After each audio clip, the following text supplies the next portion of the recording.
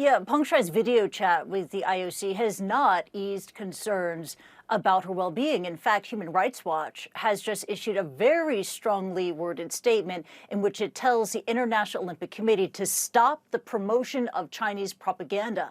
It then goes on to call on the IOC to retract the statement surrounding the video call, to explain the circumstances surrounding the call, and to urge Beijing to end censorship, to allow for a full investigation into the allegations, and to allow Peng Shuai to travel freely if she so desires. Look, according to the IOC, they say that over the weekend on Sunday, there was a 30-minute phone call between the IOC president, Peng Shuai, in which she says that she is safe and well, that she is living at her home in Beijing. She wants her privacy respected.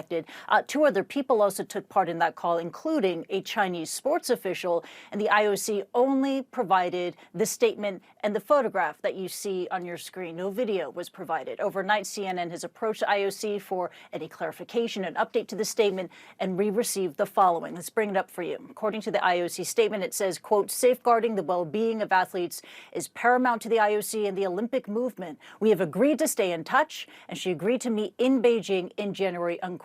Now, the IOC statements do not mention the allegations of sexual assault, and they are in stark contrast with what we've been hearing from Women's Tennis Association, who continue to call for verifiable evidence of her well-being, proof that she is not under any form of coercion, and a full, free and fair investigation into those sexual allegations.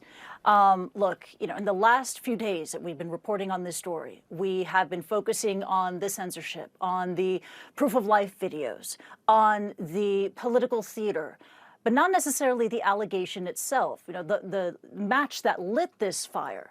It was 3 weeks ago today, in fact, when Peng Shuai, on her verified Weibo account, made that explosive allegation accusing a former vice premier of China, someone who rubbed shoulders with Chinese President Xi Jinping, accusing him of forcing her to have sex. And that post was quickly taken down within 30 minutes. I want to read just a few excerpts from that post. It was in a 1,600-word essay. In it, Peng Shuai writes, quote, "Why did you have to come back to me?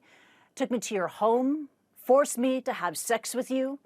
She goes on to say, "I couldn't describe how disgusted I was and how many times I asked myself, am I still a human?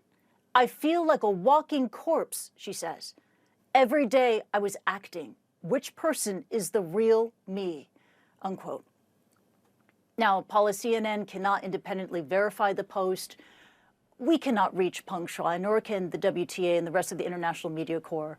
We have also reached out to Zhang Gaoli through the State Council Information Office. We have yet to receive a response. We continue to monitor the briefings from the Ministry of Foreign Affairs. They continue to decline to comment, saying that this is not a diplomatic incident. Paula. Yeah, I mean, I feel like a walking corpse. I mean, that whole sentence in terms of the allegations, the seriousness, as you say, still no one has really said anything about that, including the IOC. Kristie, thanks so much for keeping on top of the story. Appreciate it. Thank you.